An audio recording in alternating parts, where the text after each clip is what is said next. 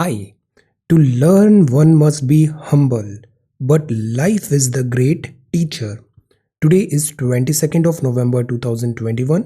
Let us have a quick discussion of all these important topics. Rapid जी के yesterday questions के answers हैं। Military general है Alauddin Khilji. Military general of Alauddin Khilji था मालिक कफूर। गोदावरी और महानदी के बीच में कलिंग सिचुएटेड है। हरिसेना ऑथर है। डिस्क्राइब किया था military expedition of Samudragupta on Allahabad pillar. मूल शंकर ओरिजिनल नेम था स्वामी दयानंद सरस्वती जी का। 1813 चार्टर एक्ट में ईस्ट इंडिया कंपनी की मोनोपोली को रिस्ट्रिक्ट करना चालू हो गया था। फाइनली 1833 में कंप्लीटली अबॉलिश होगी monopoly of east India company. आज के सवाल हैं, the high altitude warfare school of the Indian army is located at which place? High altitude warfare school. The first लोक अदालत was held in which year? लोक अदालत, alternate dispute settlement. Which is the highest peak in south India? Western Ghats highest peak. India की पहली railway university will be set up in which city? Railway university. Where is the Sardar Vallabhbhai Patel National Police Academy situated? So these are 5 questions for today. आज की vocabulary है Garner. Garner मतलब कुछ collect करना, जैसे Garner strength, करेज, संचित करना, collect, accumulate. Inquisitive है मतलब उसको जिज्ञासा है, क्यूरियस है, इंट्रीग, इंटरेस्टेड। इंडिजिनस है मतलब स्वदेशी है, सेल्फ रिलायंस बनना है हमें आर्म्स मैन्युफैक्चरिंग में, नेटिव। एबोरिजिनल है, लोकल है। इंडिक्टमेंट का मतलब होता है अभियोग चल रहा है, कुछ चार्ज लगा है, रॉन्ग डूइंग समथिंग। अक्यूजेशन, अरेनमेंट।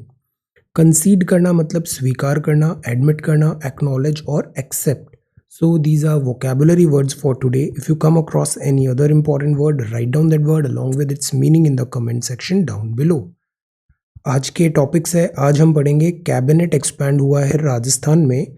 तो what are these Indian parliamentary system, इसके डिफरेंट फीचर्स क्या हैं, will have a talk.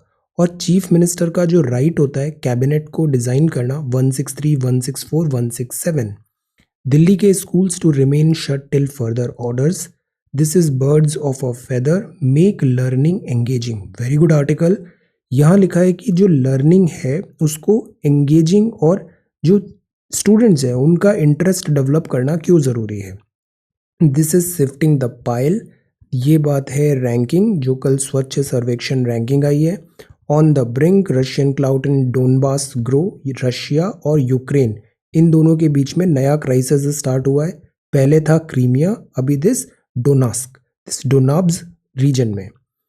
Then go back to committees in the farm laws, values, keeping close eye on China's nuclear capabilities, Ayurveda a real science, reliable data, post covid जो positive change police में आना चाहिए, will have a talk on smart policing. Then compensation है, maritime order है, जो Biden democracy summit. आज ये सवाल तैयार करेंगे, डेमोक्रेटिक फॉर्म ऑफ गवर्नमेंट के क्या मायने हैं। Prolonged school closure, health center count, this is gender equity and health care equity, life expectancy and this is biometric technology. So we are going to talk about all these important topics in next about 35 to 40 minutes. Our reference material is this, The Hindu Delhi edition. So see, first जो news है वो है राजस्थान का cabinet expand हुआ है। Cabinet जो expansion हुआ है इसका मतलब है कि कुछ तो होते हैं संसद, जैसे ये राज्य स्तर का है, तो कुछ होते हैं विधायक मतलब राज्य स्तर पे अगर चुनाव हुए, राज्य स्तर में विधानसभा के चुनाव हुए तो जो भी जीत के जाता है वो कहलाता है विधायक। ये विधायक जाते हैं राज्य स्तर की दिस विधानसभा में। अब जिस पॉलिटिकल पार्टी को मेजॉरिटी मिलती है वो पॉलिटिकल पार्टी बनाती है गवर्नमेंट और गवर्नमेंट में तो गवर्नमेंट जिस पॉलिटिकल पार्टी ने बनाई उसको विधायकों का बहुमत है विधानसभा में। अब सारे विधायक मंत्री नहीं बनते, जो मंत्री बनते हैं उनको इंक्लूड किया जाता है दिस कॉम में, और ये बनाता है कैबिनेट कॉम, किसको मंत्री बनाना है नहीं बनाना है, ये सब जो होता है वो होता है चीफ मिनिस्टर के डिस्क्रिशन पे होता है। तो ऐसे चलता है विधानसभा में। तो जैसे राजस्थान है राजस्थान में कैबिनेट को एक्सपेंड किया, मतलब जो पोर्टफोलियो सिस्टम हमने पढ़ा था 1861, तो डिफरेंट मिनिस्टर्स बनाए, पुराने मिनिस्टर हटाए, जो डिफरेंट पोर्टफोलियो है, विभाग है, उसको फिर से जगल किया, रीशफल किया। सो दिस इज कैबिनेट एक्सपेंशन। अब सी हमें यहाँ पे पॉलिटी देखना है, पॉलिटिकल न्यूज़ नहीं देखना है। तो पॉलिटी में हम बात करते हैं 163 आर्टिकल की। Governor is advised by the council of minister which is headed by the chief minister. तो एक चीफ मिनिस्टर होता है, वो कॉम को हेड करता है। When the governor act its own discretion, no advice is needed by the council। तो governor, जिसको सेंट्रल गवर्नमेंट ने राज्य स्तर पे अपॉइंट किया है, कुछ मुद्दों पे वो अपने डिस्क्रिशन पे भी काम करता है, और जब वो अपने डिस्क्रिशन पे काम करेगा तो उसे कॉम की ज़रूरत नहीं होगी। तो ये है आर्टिकल 163 कि गवर्नर को एडवाइस करने के लिए एक कॉम होगी, और कॉम को हेड करेगा चीफ मिनिस्टर। 164 क्या बोलता है? गवर्नर अपॉइंट करेगा chief minister and later CM recommend करेगा governor on the appointment of minister. तो अभी देखा ना, कैबिनेट रीशफल हो रहा है, तो जो चीफ मिनिस्टर है वो बताएगा कि किसको मंत्री बनाना है, किसको नहीं बनाना है। तो ये 164 है। 167 जो है वो है चीफ मिनिस्टर कम्युनिकेट करेगा सारे एडमिनिस्ट्रेटिव डिसीजन जो उसके द्वारा लिए गए हैं, कॉम के द्वारा लिए गए हैं, टू द गवर्नर। तो एक है गवर्नर, गवर्नर कॉन्स्टिट्यूशनल पोस्ट है। गवर्नर का किस आर्टिकल में लिखा है मेंशन, गवर्नर पोस्ट का 10। अब गवर्नर के बाद एक होती है कॉम, कॉम का नेता होता है चीफ मिनिस्टर। कॉम में और भी मंत्री होते हैं, वो जो मंत्री होते हैं वो अपॉइंट गवर्नर करता है, but by the recommendation of chief minister. और जो चीफ मिनिस्टर है ये एज अ ब्रिज काम करता है गवर्नर और कॉम के बीच में, ये चीफ मिनिस्टर होता है। तो दिस इज 163, 164, 167। अब जैसे ये राज्य स्तर था, तो ऐसा ही केंद्र स्तर पे होता है, तो वो इंडियन पार्लियामेंट्री सिस्टम होता है। ये कुछ फीचर्स हैं इंडियन पार्लियामेंट्री सिस्टम के, जैसे कि हमारे यहाँ एक प्रेसिडेंट होता है। प्रेसिडेंट को हम हेड ऑफ स्टेट बोलते हैं, हेड ऑफ स्टेट। बट हमारा जो प्रेसिडेंट है वो इलेक्टेड होता है, मोनार्की नहीं है, जैसे कि यूनाइटेड किंगडम में है। तो इंडिया में प्रेसिडेंट है, वो हेड ऑफ स्टेट है। अब इंडिया में एक एग्जीक्यूटिव ब्रांच होती है, जैसे हमने पढ़ा है मॉन्टेस्क्यू सेपरेशन ऑफ पावर। एक होते हैं लेजिस्लेटिव, लेजिस्लेटिव का मतलब होता है संसद, कानून बनाना। एक होते हैं एग्जीक्यूटिव, इनका मतलब होता है कानून का पालन कराना। और एक होते हैं जुडिशरी, जुडिशरी का मतलब होता है इस कानून को स्टडी करना कि ये विद इन कॉन्स्टिट्यूशन है या नहीं है।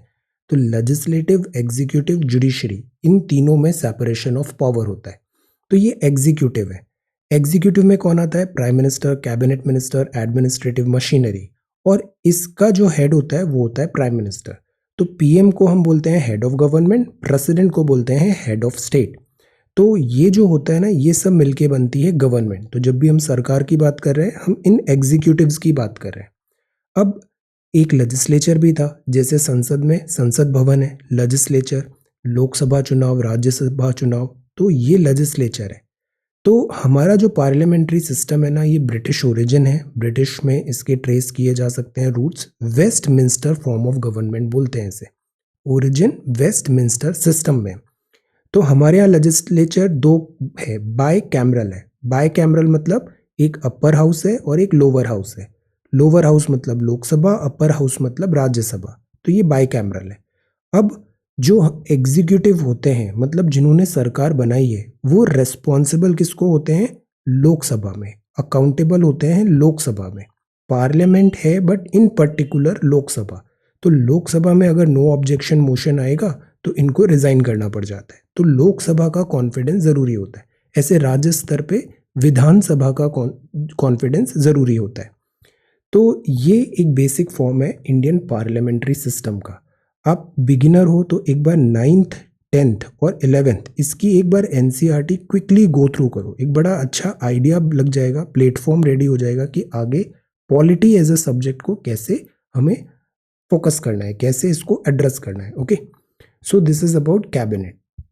अब जो नेक्स्ट है वो है दिल्ली के school remains shut till further order. Further orders तक दिल्ली के स्कूल बंद है। क्यों बंद है? बिकॉज पॉल्यूशन, पॉल्यूशन वो भी एयर का, एयर क्वालिटी डिटीरियोरेट हो रही है। AQI वेरी पुअर जोन पे है। AQI रिलीज किसने किया? Ministry of earth science. कई बार ऐसे MCQ आ जाते हैं। AQI is issued by ministry of earth science, air quality and weather bulletin for Delhi. यहाँ एक और बात है, दिल्ली की जो ज्योग्राफी है, तो अगर हवा तेजी से बहती है तो जो पॉल्यूटेंट्स हैं वो उसको डिस्पर्स कर देती है, दूर फैला देती है, तो कॉन्सेंट्रेशन कम होता है, एयर क्वालिटी बेटर हो जाती है। तो जब सरफेस विंड बढ़ेगी, स्ट्रॉन्गर विंड्स बढ़ेगी, तो पॉल्यूशन कम होगा, बिकॉज जो पॉल्यूटेंट हैं, पार्टिकल्स हैं, पार्टिकुलेट मैटर हैं, वो डिस्पर्स हो जाएंगे। तो यहाँ स्ट्रॉन्गर विंड्स की बात है, बेटर डिस्पर्जन होगा पॉल्यूटेंट का, क्वालिटी आने वाले दिनों में बेटर होने वाली है। ये बात बताया एनवायरनमेंट मिनिस्टर ने। सो दिस इज AQI। इस पे भी हमने डिटेल में काफ़ी बात किया है, AQI। And second is this SAFAR. और दिल्ली का पॉल्यूशन के ये तीन जिस पे ब्लेम गेम चल रहा था, एक स्टबल बर्निंग, दूसरा construction activity, roads, industries, exhaust etcetera, और तीसरा लाइक फायर क्रैकर्स एट्सेट्रा। इसके बारे में भी एक फेयर आइडिया होना ज़रूरी है। So this is about Delhi schools. तो ये तो है front page of the Hindu. अब जो नेक्स्ट है वो है बर्ड्स ऑफ अ फेदर। ये क्या है? फन टाइम है। Flock of ducks swimming in water body in the city on smoggy Sunday, birds of a feather. Then this is education plus. बड़ा अच्छा आर्टिकल है एजुकेशन प्लस में।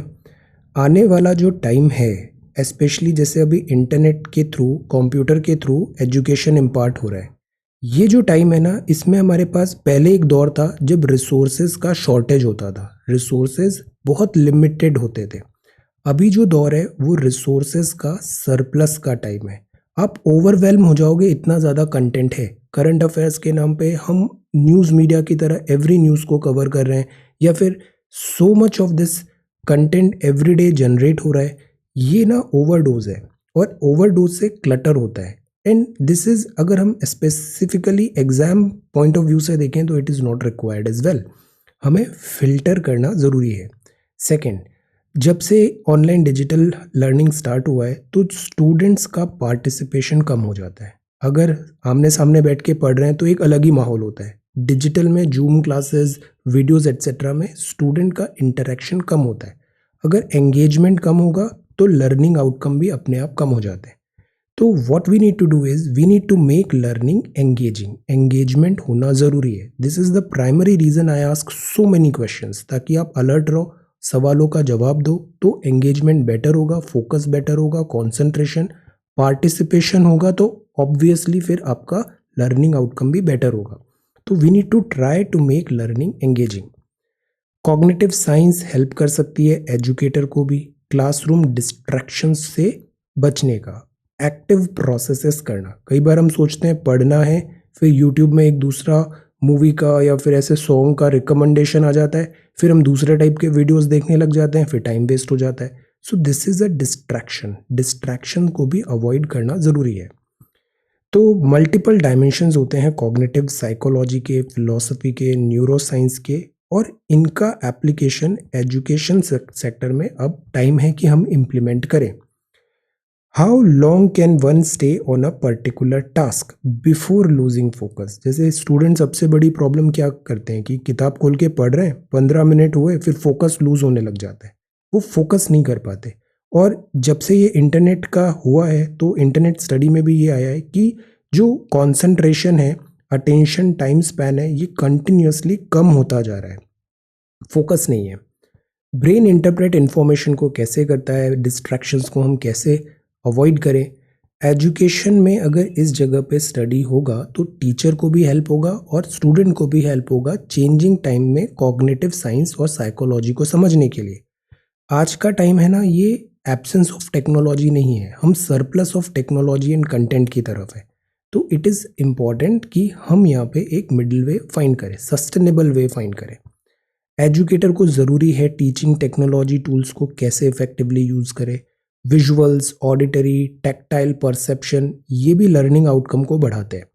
Engagement होना चाहिए, एक्सपेरिमेंट करना चाहिए, नए टूल्स, नई टेक्निक को डिस्कवर करें, फाइंड आउट करें। कॉग्निटिव साइकोलॉजी, स्टूडेंट साइकोलॉजी को भी समझना ज़रूरी है, क्योंकि स्टूडेंट का ये जो टाइम होता है इसमें फिजिकल, मेंटल, इमोशनल, इंटेलेक्चुअल बहुत सारे चैलेंजेस भी होते हैं। We need to address all these challenges. तो ये जो आर्टिकल है प्राइमरली इसने यही बताया है कि technology is good but technology is not a Panacea. ये नहीं कि बच्चे को टैबलेट दिला दिया, कंप्यूटर लैपटॉप दिला दिया, ऑनलाइन कोर्सेज परचेज कर दिए, then it is over. No, there has to be certain engagement होना ज़रूरी है, तब जाके लर्निंग आउटकम बेटर आता है। So this is learning engaging. ये हम इसलिए इतना डिटेल में बात कर रहे हैं बिकॉज आगे भी एक आर्टिकल है जिसमें लर्निंग आउटकम रिलेटेड एक डेटा है यूनेस्को का।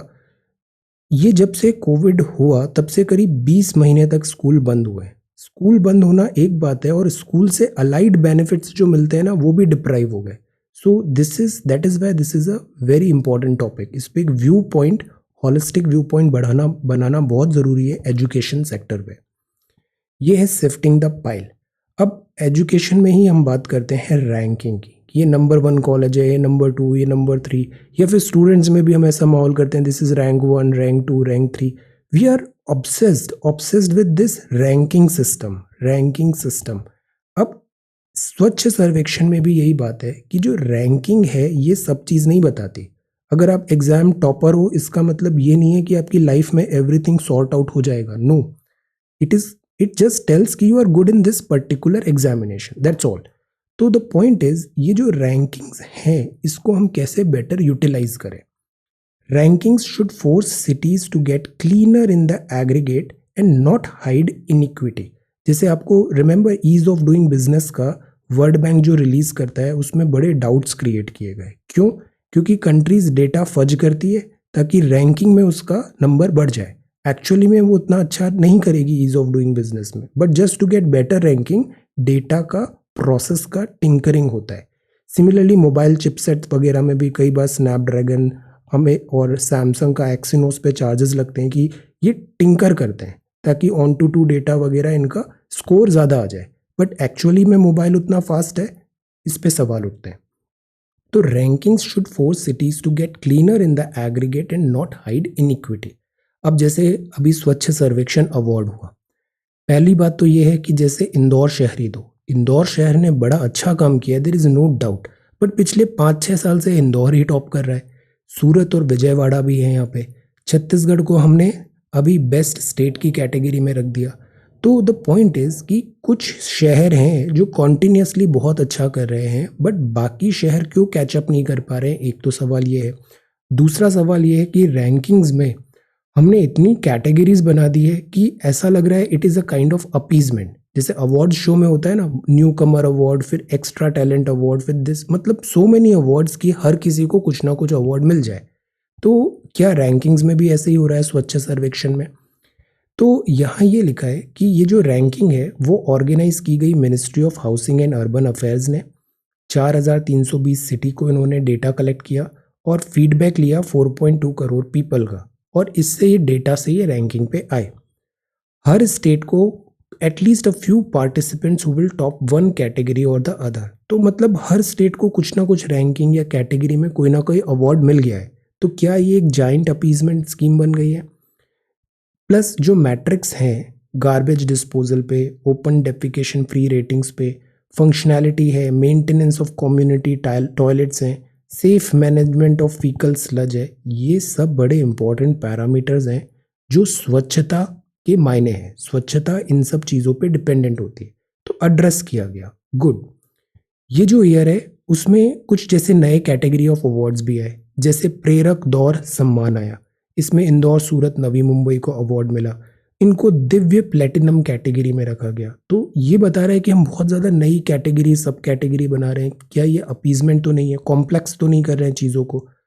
सर्वेक्षण award have a wide range of category and segregate cities based on their population. Solid waste management का हमने यहाँ पे असेसमेंट किया।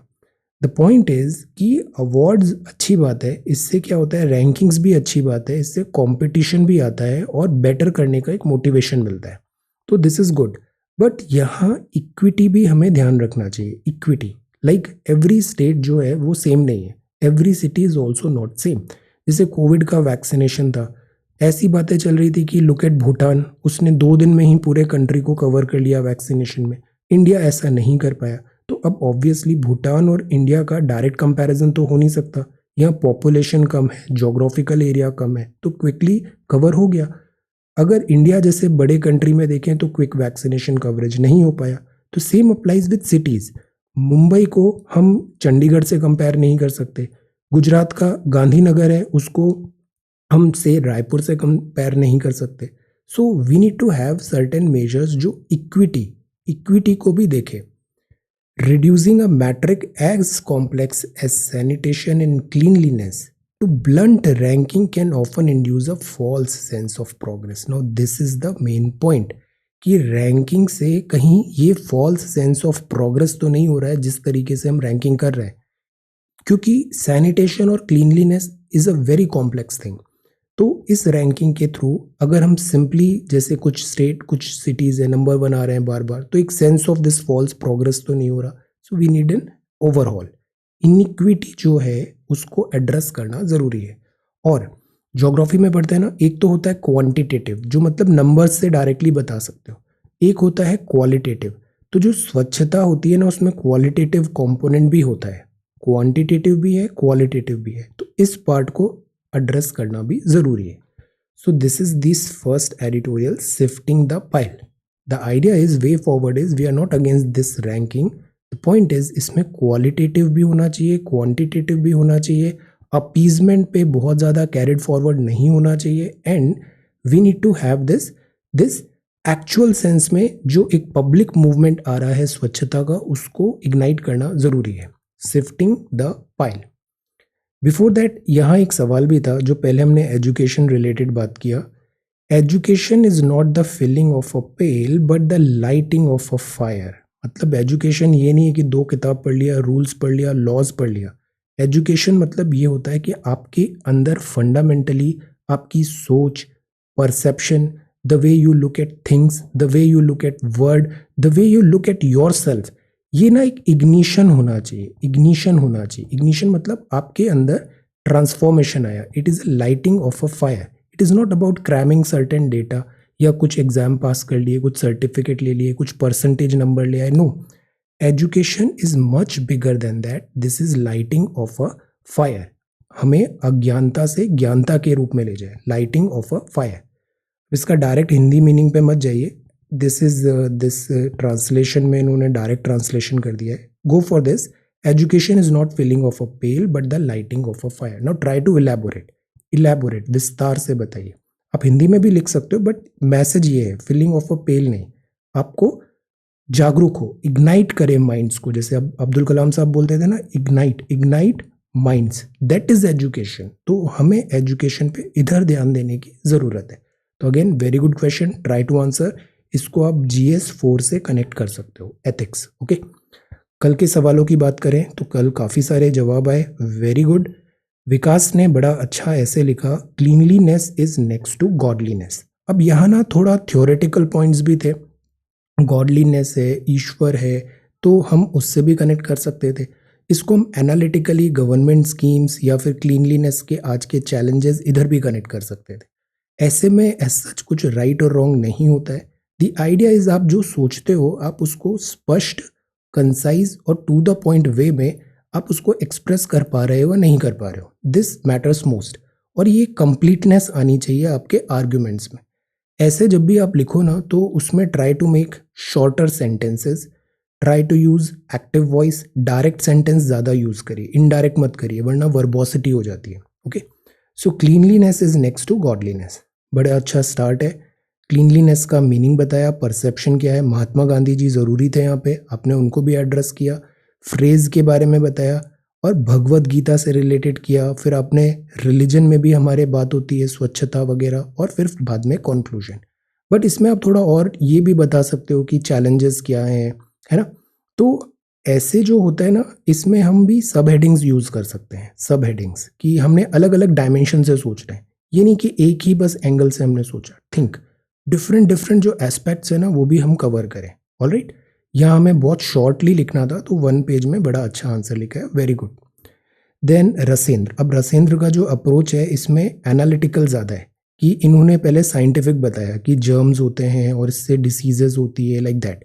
क्लीनलीनेस क्यों होना ज़रूरी है, गांधी जी ने भी क्या किया। फिर अब गवर्नमेंट स्कीम्स आ गए, स्वच्छ भारत मिशन क्यों ज़रूरी है, मेजर्स में स्वच्छ आइकॉनिक, तो this is more about application, cleanliness क्यों ज़रूरी है, okay, so this is also good approach. Then Varsha ने बड़ा अच्छा लिखा हिंदी में कि ये जो वाक्यांश है इसका मतलब क्या है, स्वच्छता के मायने क्या है, प्लास्टिक वगैरह भी लिखा, सुरक्षित, स्पेसिंग थोड़ा सा और बढ़ा दो आप, जैसे जो दो लाइंस के बीच में गैप है ना इसको थोड़ा इंक्रीज इट, जैसे यहाँ बड़ा कंजेस्टेड हो रहा है। फिर ये पॉइंट बड़ा अच्छा है कि कानून की ज़रूरत क्यों है, निष्कर्ष भी आपने बताया, वेरी गुड। निष्कर्ष जब भी बनाए ना तो हमें एक पॉजिटिव नोट पे ही यूजुअली एंड करना चाहिए, भले वो थोड़ा नेगेटिव टाइप टॉपिक है, but look at the brighter side. Saurabh का again approach is really good, John Wesley से कनेक्ट किया, जो कोट है ये next to godliness, very good, historical points. फिर अगेन एनालिटिकल है, बेनिफिट्स ऑफ क्लीनलीनेस क्या है, प्रोज एंड कॉन्स क्या है। अब जैसे ये डायग्राम्स होते हैं ना, जीएस में तो अच्छी बात है, ऐसे में यूजुअली अवॉइड करो। 2013 में मैंने यही गलती की थी, 91 नंबर आए थे, कि ऐसे में ना डायग्राम्स वगैरह थोड़ा अवॉइड करो, ऐसे is more about language writing, तो अवॉइड इट। और जैसे पर ये जीएस के हिसाब से अच्छा है कि इंपॉर्टेंट स्कीम्स हैं, एसडीजी है, देन हम अचीव कैसे कर सकते हैं, this approach is good, how can we achieve cleanliness, this tells कि आप सॉल्यूशन फाइंड करने की कोशिश कर रहे हो। देन ऐश्वर्या का अप्रोच इज रियली गुड। अब ऐश्वर्या ने क्या किया है कि जैसे पैराग्राफ में लिखा है, this is good strategy for ऐसे। तो अगेन स्टार्टिंग में ही बता दिया ये कोट कहाँ से लिया गया है, ऑल इतना इम्पोर्टेंट क्यों है ये, फिजिकल क्लीनलीनेस भी होनी चाहिए, स्पिरिचुअल भी होनी चाहिए, आइडियोलॉजिकल भी होनी चाहिए। Now see look at the dimensions, physical, spiritual, ideological, मतलब क्लीनलीनेस के बहुत सारे मायने हैं।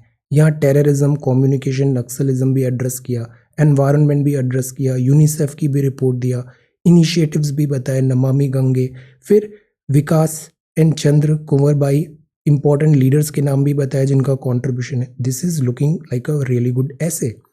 पब्लिक इसके कॉन्सेप्ट में बताया और फिर एक एंडिंग नोट पे इन्होंने मैसेज दिया, good, very good.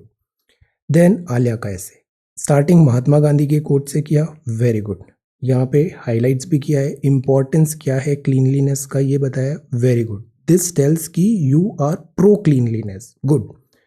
Physician, hygiene, analytical points हैं, क्लीनलीनेस क्यों ज़रूरी है, close relation, personal, different dimensions बताए, कंक्लूजन हुआ, और ऐसे करके हम एक आध लास्ट में कोई स्लोगन वगैरह भी लिख सकते हैं। ऑल राइट, अदिति का आंसर भी बहुत अच्छा है, क्लीनलीनेस के मतलब हैं, फ्रेज का क्या मतलब है, फिर पैराग्राफ में अप्रोच किया है और डिफरेंट डायमेंशंस टच करने की कोशिश की है। अब इसमें करंट अफेयर्स भी है, भारत अभियान, स्वच्छ भारत अभियान, इसकी रैंकिंग, स्लम्स का यहाँ पे मुद्दा उठाया, विच इज़ गुड, क्योंकि कोविड-19 के टाइम पे ये बड़ा हाईलाइट हुआ था। फिर ऐसे में क्या होता है, अगर आपने कुछ ऐसे पॉइंट्स लिख दिए ना जो कॉपी चेक कर रहा है उसकी थॉट प्रोसेस से सिंक हो गए, तो वो आपको थोड़ा एडिशनल रिवॉर्ड कर देता है। फिर ये मेन बेनिफिट्स क्या हैं, वेरी गुड। फिर गवर्नमेंट इनिशिएटिव क्या है, स्टेप्स क्या लेने चाहिए, it is a very well structured answer. Shubham ने बड़ा अच्छा आंसर लिखा है, शुभम के आंसर आप क्विज में देखते हो, ही रिप्लाई एवरी डे करेक्टली, और आंसर राइटिंग में भी Shubham is unparalleled. I don't remember a day इतने सारे महीनों में जब शुभम ने आंसर नहीं लिखा हो। So very good, consistency is next level. So power is gone, consistency is next level, cleanliness is next to godliness. बड़े अच्छे से बताया इन्होंने, गांधीयन भी कनेक्ट किया, सोशल और डिफरेंट डिफरेंट डायमेंशंस टच किए। फिर क्लीनलीनेस को एटीट्यूड से कनेक्ट किया, मतलब एथिक्स भी यहाँ पे दिया है। फिर आगे कैसे वे फॉरवर्ड होना चाहिए, रेगुलेशन कैसे हो, हम कैसे एक मास मूवमेंट बना सकते हैं, वेरी गुड, बहुत अच्छे यहाँ पे आइडियाज एंड पॉइंट्स कवर किए। देन सलेहा ने बड़ा अच्छा आंसर लिखा फिर से, ये जो है ना कि आपने स्टार्टिंग में ये बता दिया कि कोट कहाँ से आया है and all, this is good, try to answer in this A4 paper, because वहाँ पे ना हमें A4 में ही लिखना है, अभी ठीक है, but gradually shift to A4 paper, A4 size paper, उसमें मार्जिन लिखना है और फिर ऐसे बनाना है। Writing is really good, cleanliness के डिफरेंट एस्पेक्ट्स बताए, बेनिफिट्स बताए, क्लीनलीनेस क्या होता है, अचीव कैसे करना है, ये जो पॉइंट्स हैं बड़े अच्छे पॉइंट्स हैं। फिर 2014 से स्वच्छ भारत मिशन, इस पे भी हाईलाइट किया, नमामि गंगे, टॉयलेट्स, ग्रामीण स्वच्छ भारत और conclusion, very well structured and very well written.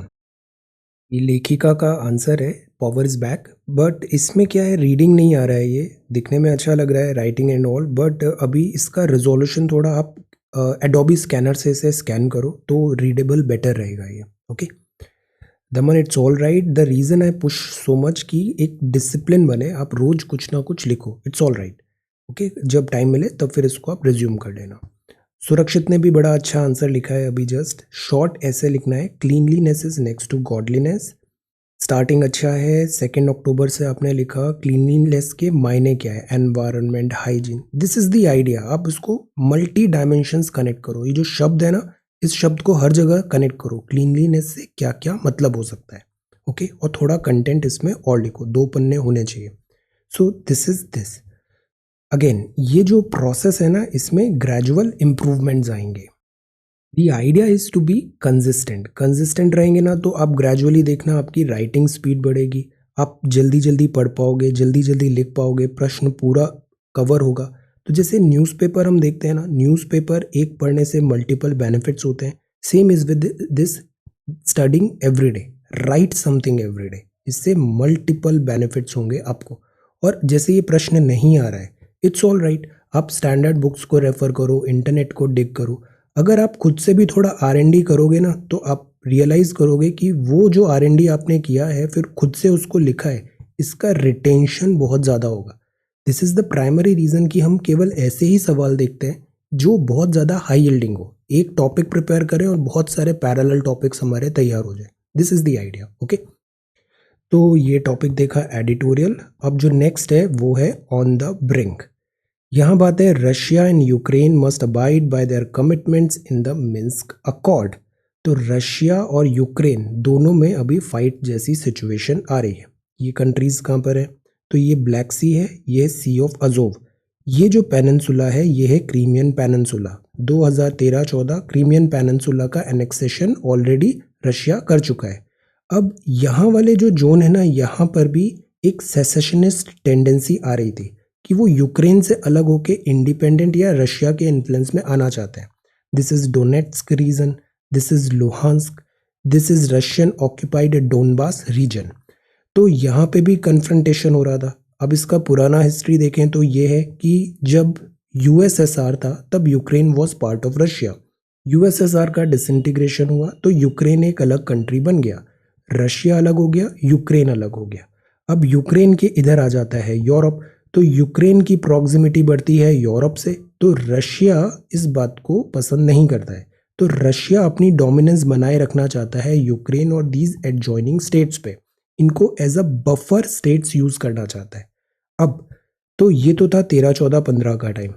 20-21 में समय क्या बदल गया है कि जो यूएसए है वो ऑलरेडी अफगानिस्तान में पिटा है, डिक्लाइन पर है, चाइना पे बहुत ज़्यादा उलझा हुआ है यूएसए।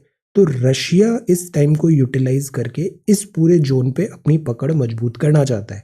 तो दैट इज़ वाई 2015 में जो मिन्स्क 2 पीस अग्रीमेंट साइन हुआ था यूक्रेन और रशिया में, रशिया अब उसको आगे बढ़ के इधर सिग्निफिकेंट गेन्स करने की कोशिश कर रहा है। लेट अस सी।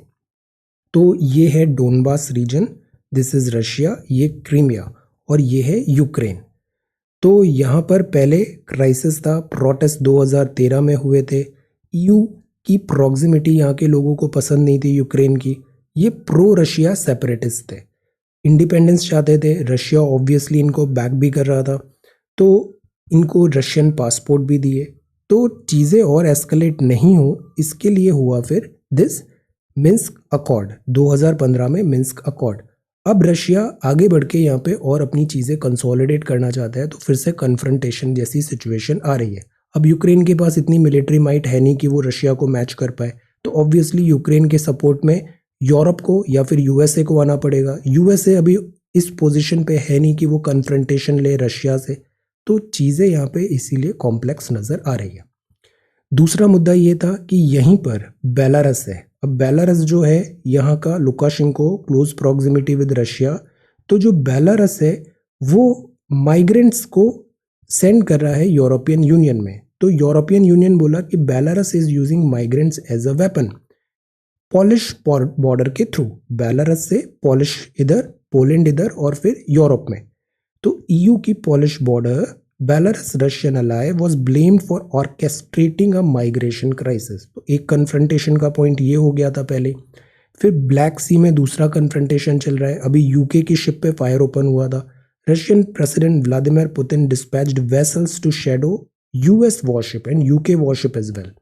तो तीसरा ये है कि mister Putin assessment that US strategically weaken है अफगान विड्रॉवल के बाद, चाइना के साथ भी उलझा हुआ है, तो this is the best time कि यहाँ रशिया अपनी प्रेजेंस कंसोलिडेट कर ले। तो इसीलिए ये कन्फ्रंटेशन बढ़ गए। यूक्रेन जो रशिया देखता है, स्कॉलर दिस ऐसे जो स्ट्रैटेजिक थिंकर हैं वो मानते हैं यूक्रेन को, Russian strategic thinker, as a western aircraft carrier park just across southern Russia. तो वो यूक्रेन और यूरोप की प्रॉक्सिमिटी पसंद नहीं करते, सो दैट इज वाई वो यूक्रेन को दिस पार्ट डिस्टेबलाइज हम बोल सकते हैं, या फिर यूक्रेन का प्रॉक्सिमिटी रशिया के साथ इंक्रीज डिपेंडेंसी करने की कोशिश कर रहा है रशिया। तो ये जियोपॉलिटिकल टसल है। तो लेट अस सी, इस पे हम बहुत ज़्यादा डिटेल पे नहीं जाएंगे बिकॉज हमारे फॉरेन अफेयर्स जो हैं इंटरनेशनल रिलेशन सिलेबस में लिखा है कि डायरेक्ट इंडिया का कॉन्सिक्वेंस हो, वहाँ पे डायरेक्ट इंटरेक्शन हो, देन हमें डेप्थ में जाना है। Otherwise will just keep a tab कि यहाँ पे ये जो जोन्स हैं वहाँ क्या हो रहा है। प्रीलिम्स में सवाल आ सकता है कि ये डोनेट्स्क रीजन कहाँ है, जैसे पहले आया था क्रीमियन रीजन कहाँ पर है, ब्लैक सी कहाँ पर है, सी ऑफ अजोव को, ये जो स्ट्रेट है उस स्ट्रेट का नाम बताइए, sea of Azov and black sea को कनेक्ट करने वाली स्ट्रेट। तो we should be more interested for this geography. तो ये तो था सेकेंड एडिटोरियल। अब जो लीड आर्टिकल है वो go back to committees is the farm laws lesson. तो पावर इज गॉन अगेन, ये आर्टिकल लिखा है पीडीटी आचार्य साहब ने। यहाँ इनके आर्टिकल्स जो होते हैं ना वो polity, constitution, working of parliament, इसमें बड़ा अच्छा इंसाइट्स देते हैं। यहाँ जो बात लिखा है फार्म लॉज में कि फार्म लॉज जिस तरीके से आए, फिर उस पर प्रोटेस्ट हुआ, फिर उसको रिपील करना पड़ा, ये क्या बताता है? ये बताता है कि हमें पार्लियामेंट की जो प्रोसीजर है उस पर और एम्फेसाइज करने की ज़रूरत है। जब फार्म लॉज आए थे, इफ़ यू रिमेंबर, डे 1 से इसको हमने फॉलो किया है लास्ट ईयर सितंबर में। एवरी डे हम पढ़ते थे फार्म लॉज का इंटेंशंस क्या है, जो लाया गया जिस ऑर्डिनेंस रूट के थ्रू वो करेक्ट है या नहीं है। स्टेट सब्जेक्ट के मैटर पे हमने कॉन्करेंट लिस्ट का मैटर, ट्रेड, इसके रास्ते से स्टेट मैटर का सब्जेक्ट एग्रीकल्चर पे लॉ बनाया, तो ये क्या वैलिड है या नहीं है, कॉन्स्टिट्यूशनैलिटी के विद इन है या नहीं है, लाइक दैट। अब सी, अभी अगर हम रेट्रोस्पेक्शन करें तो हमें क्या समझना चाहिए कि हम जो पार्लियामेंट्री प्रोसीजर है ना उसको फॉलो करें, उसका सम्मान करें। आर्टिकल 123 में ऑर्डिनेंस है, बट ये एक्सेप्शनल केस में ही आना चाहिए। जो पार्लियामेंट डिबेट, डिस्कशन और स्टैंडिंग कमेटी है, इसकी स्क्रूटिनी ज़रूरी होती है बिल्स को एक्ट बनाने के लिए। इनके बीच जो डिस्कशन होता है बिल्स से एक्ट, जब प्रेसिडेंट उस पर साइन करेंगे, पार्लियामेंट उसको पास करेगी, तो ये जो विजडम ऑफ पार्लियामेंट है ना, इसको बाईपास नहीं करना चाहिए। प्रोलॉन्ग्ड नॉन वायलेंट एजिटेशन हुआ, फार्मर्स ने किया, तो इसने एक चीज़ और एस्टैब्लिश किया कि हमारे यहाँ डेमोक्रेसी है। डेमोक्रेसी मतलब लोगों का विल, लोग जो चाहेंगे, जनता जो चाहेगी वैसा गवर्नमेंट को काम करना पड़ेगा। This is the strength of democracy. Parliament जो है ना, अब इसको स्ट्रेंथन करें because parliament act as a shock absorber. अब जैसे ये जो रिफॉर्म्स आए, रिफॉर्म्स सब अग्री करते हैं, रिफॉर्म्स ज़रूरी थे, बट अगर यही पार्लियामेंट के थ्रू आते तो अपोजिशन भी कॉन्फिडेंस में आती, बड़े डिबेट्स एंड डिस्कशन होते, वेरियस स्टेक होल्डर्स थे, एक्सपर्ट्स थे, वो अपनी विजडम देते, तो इवन फार्मर्स को भी एक मौका मिलता, वो बेटर समझ पाते। बिकॉज प्राइम मिनिस्टर ने ये कहा कि फार्मर्स इस बिल को समझ नहीं पाए, तो अगर पार्लियामेंट डिबेट होती तो फार्मर्स इस बिल को बेटर समझ पाते। अक्यूमुलेटेड विजडम होती जो हाउस की, ये एक इनवैल्यूएबल ट्रेजर है, इसको बाईपास नहीं करना चाहिए।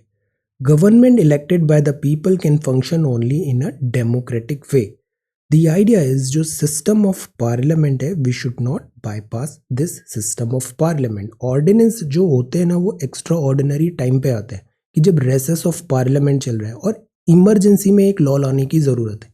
इन general day to day matter में रेगुलर रूट में ऑर्डिनेंस को हमें इतना एनकरेज नहीं करना चाहिए। पार्लियामेंट की विजडम, डिबेट, डिस्कशन, प्रोसीजर को स्ट्रेंथन करना ज़रूरी है। Then keeping a close eye on China's nuclear capabilities. Okay, तो this is there China's nuclear capability. अब कल परसों ही हमने देखा माओ जेडोंग डॉक्ट्रिन थी स्टैंड, डेंग जियोपिंग थी इकोनॉमी और शी जिनपिंग है मिलिट्री। तो चाइना कर रहा है revengeful rise of this armed muscle strengthen कर रहा है वो अपनी। अब 4 एरियाज में वो न्यूक्लियर जो है कैपेसिटी बढ़ा रहा है, क्वांटिटेटिव, एटॉमिक इल्ड, डिलीवरी और पॉस्चर। संख्या बढ़ा रहा है एटॉमिक वेपन्स की, इल्ड बढ़ा रहा है, कैसे उसे डिलीवर करना है मिसाइल सिस्टम एंड ऑल, और खुद का एक स्ट्रैटेजिक यहाँ पे एक पॉस्चर भी क्रिएट कर रहा है south Asia and world level पे। इनफैक्ट यूएसए को भी एक मैसेजिंग जा रही है। तो अब जो चाइना वेपन्स बना रहा है ना, तो ये बड़े मास स्केल वेपन्स नहीं है, लो इल्ड वेपन्स पे बहुत ज़्यादा फोकस कर रहा है। तो ये जो लो इल्ड वेपन्स होते हैं इनका जो ऑपरेशन है वो स्मॉलर एरिया में ही होगा और ये कन्वेंशनल वॉरफेयर को सब्सटीट्यूट कर सकते हैं, कन्वेंशनल वॉरफेयर को इनफैक्ट ऑगमेंट कर सकते हैं। जो चाइना का है फैसिलिटी, लोपनूर फैसिलिटी, यहाँ पे कंटिन्यूसली ऐसे वर्क हो रहा है और वर्ल्ड जो मॉनिटरिंग करती है एजेंसी उनको एक्सेस भी नहीं मिल रहा है। आर्म्स कंट्रोल, नॉन प्रोलिफरेशन, डिसआर्मामेंट के अग्रीमेंट्स हैं, वो भी कई दफ़े ऐसे केसेस आए हैं, चाइना उसको फॉलो नहीं कर रहा है। Comprehensive nuclear test ban treaty organization, ये सब ना ऑर्गेनाइजेशन है जो चेक रखना चाहते हैं न्यूक्लियर प्रोलिफरेशन को। Launch on warning, no first use, जैसे नो फर्स्ट यूज़ मतलब हम पहली दफ़े में न्यूक्लियर वेपन हम नहीं डालेंगे किसी पे, न्यूक्लियर वेपन हम दिस लॉन्च नहीं करेंगे, फर्स्ट यूज़ नहीं होगा। न्यूक्लियर वेपन होगा केवल रिटेलिएशन पे या फिर एक स्ट्रैटेजिक डिटरेंस के लिए। तो this is no first use policy, but China इसको फॉलो करेगा या नहीं करेगा। Launch on warning, launch on warning, China का जो अभी न्यूक्लियर आर्सेनल है जिस डायरेक्शन में वो बढ़ रहा है, तो China is again trying to do कि अगर जैसे स्मॉलर लो स्केल के न्यूक्लियर वेपन्स आते हैं तो पर वो है तो न्यूक्लियर वेपन, तो इंडिया को उसके रिस्पॉन्स में ट्रिगर करना पड़ेगा हमारा दिस न्यूक्लियर वेपन। और जो हमारा न्यूक्लियर वेपन है जो अगर हम रेगुलर मिसाइल्स के थ्रू भेज रहे हैं तो China have developed this capability कि वो उसको न्यूट्रलाइज भी कर सकता है। तो उस केस में हमारे न्यूक्लियर वेपन्स भी इतने इफेक्टिव नहीं होंगे। एक्चुअली इसमें बहुत सारा अभी डेप्थ में भी नहीं जाना चाहिए, स्पेकुलेशंस भी हैं कि इन केस चाइना के साथ कन्फ्रंटेशन होता है और वो भी न्यूक्लियर लेवल का होता है तो ऑड्स क्या है और क्या चीज़ हमारे फेवर पे है। The point is we need to do better. हमें स्ट्रैटेजिक डिटरेंस में, सेफ्टी सिक्योरिटी में चाइनीज़ थ्रेट को अंडर एस्टिमेट नहीं करना चाहिए। बे ऑफ बंगाल में भी न्यूक्लियर सबमरीन्स का यहाँ पे चाइनीज़ प्रेजेंस देखने को मिला है। Then this is there. और अब जो नेक्स्ट है वो है making Ayurveda a real science. तो दिस इज़ दिस आर्टिकल। इस आर्टिकल में ये लिखा है कि जैसे आयुर्वेदा है, हम वैसे तो आयुष मानते हैं इसे, आयुष, आयुर्वेदा, योगा, यूनानी, सिद्धा। तो जो आयुष है ना, इसमें अक्सर एलोपैथी से कन्फ्रंटेशन क्यों होता है कि जो आयुष है, आयुष में जो सूडो साइंस बोल दिया जाता है इसे, कि इसमें जो फाइंडिंग्स है, मैसेजिंग है, परसेप्शन है, वो not backed by clinical trials, not backed by scientific evidences है। तो उससे जो आयुर्वेदा है ये अपनी ऑथेंटिसिटी या फिर अपना जो ट्रस्ट है उसको कहीं ना कहीं लूज करता है। अब इधर हमें ये ज़रूरत है कि Ayurveda is a real science. इस पे एक तो प्रॉपर रेगुलेशन हो कि who are Ayurveda practitioners, proper जो स्टेटमेंट्स आते हैं वो भी बैक्ड बाय रिसर्च हो, R&D हो, तो इस पे ट्रस्ट वर्दीनेस बढ़ेगी। बिकॉज ऐसा नहीं है कि आयुर्वेदा या आयुष को हम डिस्कार्ड कर दें just like that. Ancient practices रही हैं ये और time tested proven track record भी है। प्रॉब्लम ये है कि इनका स्टैंडर्डाइजेशन नहीं है, प्रॉपर क्लिनिकल ट्रायल्स नहीं हुए, प्रॉपर डॉक्यूमेंटेशन, रिसर्च और एक्सपेरिमेंट्स नहीं हुए जैसे कि एलोपैथी के वर्ड में हुए। सो दैट इज़ वाई इनको कई बार डिनायल हो जाता है रियल साइंस और बोल दिया जाता है pseudo science. We need to work on perception, clinical trials हो, रेगुलेशन हो, ट्रेनिंग हो, स्टैंडर्डाइजेशन हो, ये ज़रूरी है। फिर रिलायबल डेटा गुड पॉलिसी है। इस आर्टिकल में यही बताया है, good data good decision, wrong data wrong decision. तो डेटा होना, करेक्ट डेटा रखना ज़रूरी है। अब गवर्नमेंट जब भी हम जैसे सेंसस भी देखते हैं, सोशो इकोनॉमिक कास्ट सेंसस भी हुआ, डेटा एक्यूरेसी सवाल उठता है और सालों साल डेटा रिलीज भी नहीं होता। तो जो डेटा आज का था वो 5 साल बाद रिलीज होगा, तो वो अपना डेटा ऑलरेडी अपना वैल्यू खो चुका है। तो रिलायबल डेटा होना ज़रूरी है, required for good policy. Delay नहीं होना चाहिए in the release of collected data. Comparability जो है वो भी एक मुद्दा होता है। जैसे जीडीपी का पहले पैरामीटर्स डिफरेंट थे, फिर हमने जीडीपी के पैरामीटर्स चेंज कर दिए, तो डेटा तो बढ़ जाएगा बट वो एक्चुअल कंपैरिजन है या नहीं है।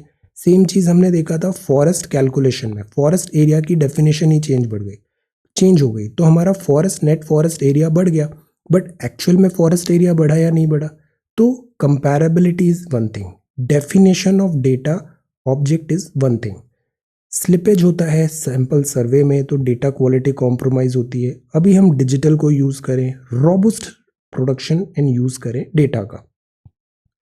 तो this is reliable data, good policy, the meat of the matter, food, post Covid, positive change in police attitude towards public, smart policing. अभी कल हमने डीजी लेवल मीटिंग देखा था, वहाँ हमने देखा इंटरनल सिक्योरिटी के चैलेंजेस बढ़ गए, न्यू फॉर्म दिस वॉरफेयर के आ गए हैं।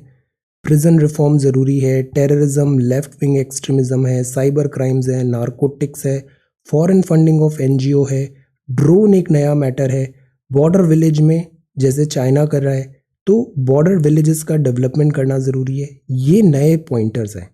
अब आप ये भी आंसर लिखो ना सिक्योरिटी, तो उसमें स्टैटिक जो बड़ी बड़ी किताबों में लिखा है दैट इज़ ओके, बट ये ज़्यादा रेलेवेंट है, ये सारे पॉइंट्स न्यूज़पेपर में जो लिखा है आज की डेट में। तो ये कीवर्ड्स याद रखने, ये सारे कीवर्ड्स बड़े इंपॉर्टेंट है। तो पुलिस जो है ना वो भी स्मार्ट बने। प्राइम मिनिस्टर का स्टेटमेंट था, स्मार्ट का मतलब होता है स्ट्रिक्ट है बट सेंसिटिव है, मॉडर्न है, मोबाइल है, अलर्ट है, अकाउंटेबल है, रिलायबल है, रेस्पॉन्सिव है, टेक सेवी है और ट्रेंड है। So we need smart policing. Some nations installing maritime order, defence minister साहब ने कहा कि stealth guided missile destroyer INS Visakhapatnam, कुछ ही दिन पहले देखा है हमने। Some nations, you know the name, some nations installing maritime order. और फिर है प्राइम मिनिस्टर ज्वाइन करेंगे जो बाइडेन का डेमोक्रेसी समिट। अब डेमोक्रेसी यूएसए ओल्डेस्ट डेमोक्रेसी है, तो एक डेमोक्रेसी समिट जो बाइडेन का है। अब सी यहाँ हमें ये समझना है कि जैसे G7 का भी अभी मीटिंग हुआ था, बात चली कि इसको हम D10 बनाए, like minded countries. So power is back again. तो ये जो समिट होगा उसमें G7 जो था उसको D10 बनाने की बात थी कि इसमें D10 में ऑस्ट्रेलिया, इंडिया, साउथ कोरिया भी आ जाए, तो डेमोक्रेटिक कंट्रीज का एक अलायंस बनेगा। अभी जो थीम है ना वो यही चल रहा है, जैसे क्वाड देखो, ऑकस देखो, democracies come together, democracies assemble. So उस कॉन्टेक्स्ट में ये एक समिट होगा। Let us see, prime minister join करेंगे जो बाइडेन का डेमोक्रेसी समिट। हम एक और सवाल तैयार करते हैं, ये भी बड़ा अच्छा सवाल है। What do you understand by the democratic form of government? जैसे भी फार्म लॉज से रिलेटेड भी हमने बात देखा, डेमोक्रेसी पे बड़ी बातें चल रही है, democracy for the people, bye the people, of the people. So what is this democratic form of government? Right polity, discuss merit and demerit, and what should be the way forward for world's biggest democracy called India। आज जिस stage पे हैं हम, हमें क्या steps लेने चाहिए आगे के लिए। अब यहाँ आपसे पूछा गया है आपका ओपिनियन, ऐसा भी कुछ नहीं लिख देना है कि we are against democracy, we are for democracy. Democracy के फेवर में ही वे फॉरवर्ड लिखना है, ऑपोजिट नहीं लिखना है। डेमोक्रेसी इज गुड, बट इसमें जो चैलेंजेस हैं वो कैसे ओवरकम किए जा सकते हैं, ये आप सोचो, वे फॉरवर्ड कैसे आप लिख पाओगे। ओके, सो फॉर डेमोक्रेसी हैं, बट जो डीमेरिट्स हैं उसको हम एड्रेस करें, this should be the way forward. तो ये दूसरा सवाल है। अभी एक और अनफॉर्चुनेट न्यूज़ आया कि ये तडोबा दिस टाइगर रिजर्व में टाइगर अटैक हुआ और forest guard this by tigress. So this is also one thing. Then prolong school closure हुए तो थ्रेट आया जेंडर इक्वालिटी पे, ये एक स्टडी में बताया। यूनेस्को की रिपोर्ट है, when schools shut gendered impacts of कोविड-19 स्कूल क्लोजर। तो जैसे हम बात करते हैं ना, हम न्यूज़पेपर पढ़ रहे हैं तो मिरियाड ऑफ बेनिफिट्स हैं, ऐसे ही अगर स्कूल जाते हैं ना तो बहुत मल्टीपल बेनिफिट्स मिलते हैं। स्कूल बंद होने से वो सारे मल्टीपल बेनिफिट्स डिप्राइव हो गए और ज़्यादा सफ़र किया है this girl child.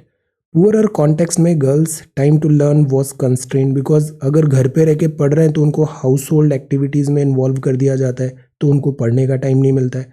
Boys' participation in learning was limited by income generating activities, तो boys भी suffer किए हैं. Girls face difficulty in engaging digital remote learning modalities in many contexts. Digital उनको इतना access मिल रहा है या फिर restrictions लगे हुए हैं, तो एक्सेस नहीं है इंटरनेट का, डिजिटल स्किल्स नहीं है, कल्चरल नॉर्म्स बीच में आ जाते हैं टेक्नोलॉजिकल डिवाइसेस के एक्सेस में. तो प्रॉब्लम ये है कि स्कूल्स बंद होने से लर्निंग आउटकम इम्पैक्ट हुए हैं. ये लाइफ एक्सपेक्टेंसी है lower for urban poor life expectancy. एक और स्टडी में पाया गया 9.1 ईयर से ड्रॉप हुआ है मेन का और 6.2 से हुआ है विमेन का. तो ये बता रहा है disproportionate disease burden. National urban health ministry वगैरह ये लोग स्टडी कर रहे हैं. The point is urban poor life expectancy कम हुआ है. सूडान है, दिस न्यूज़ अभी ये सेटल नहीं हुआ है. पैंग शुआई इन्होंने चाइनीज़ जो गवर्नमेंट है उन पे सीरियस चार्जेस लगाए थे और फिर तब से शी डिसअपियर्ड. तो इस बात पे world tennis sports everybody is very concern. Protest breakout Pakistan में port city of CPEC. Taiwan downgrade diplomatic ties. Sri Lanka ने बैन कर दिया फर्टिलाइजर, ये सोच के हम इको जाएंगे, इकोलॉजिकल प्रैक्टिसेस एट्सेट्रा. बट इसके कॉन्सिक्वेंसेस देखो, यहाँ पे इनका टी प्लांटेशन इम्पैक्ट हुआ, इनका एग्रीकल्चर इम्पैक्ट हुआ, इकोनॉमी इम्पैक्ट हुआ. दिस इज द रीजन कि climate change is good, but हम कोल को just like that step phased out नहीं कर सकते, इसको हमें फेज्ड डाउन करना पड़ेगा. We need to have economy as well. ये बिटकॉइन है, बिटकॉइन सिटी अल सल्वाडोर करके इन्होंने नेम दिया है. Then today's market. स्पोर्ट्स में कल इंडिया जीत गया, ज्वेरेव भी जीत गया, crown style. Text and context में आई थिंक ये केवल डिजिटल ओनली वर्जन है. आप लोग बता रहे हो ऑफलाइन में नहीं आ रहा है. I don't have access of offline newspaper जो हार्ड कॉपी है, बट सॉफ्ट कॉपी में तो ये है text and context Monday to Friday. Rajasthan रीजिक है, कोविड के काउंट एसेट फॉरेस्ट कम हो रहा है. अमेजोन रेन फॉरेस्ट कल परसों ही देखा. Quest for Titan. ये डेट फाइनेंस एक्सपेंडिचर इंस्ट्रूमेंट है. Never look a gift horse in the mouth. कोई चीज़ अगर फ्री ऑफ कॉस्ट मिल रही है, कोई चीज़ एज अ गिफ्ट मिल रही है, तो we do not go and find mistakes and complain. Never look a gift horse in the mouth. This is about biometric technology. Facebook के साथ सबसे बड़ी प्रॉब्लम है डेटा एक्सेस एंड टेक्नोलॉजी. अपना भी जो फेसबुक पेज है, I was having difficulty accessing that, कि वो बोल रहे हैं आप अपना एक फोटो खींचो और उसमें आईडी ऐसे होल्ड करके अपलोड करो, then only we will give you access to other features like that.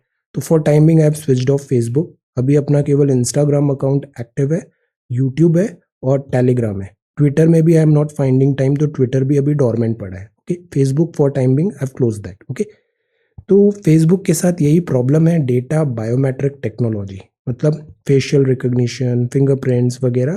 Facebook this all. Meta अभी एक नया आ रहा है. डेली क्विज है 35th US president John F Kennedy. So this is the Hindu newspaper. Try to answer these two questions on democracy and the first one is about education. Try to elaborate. All right, so this is 22nd of November 2021. Thank you so much for watching this video. Take care, study well and be safe.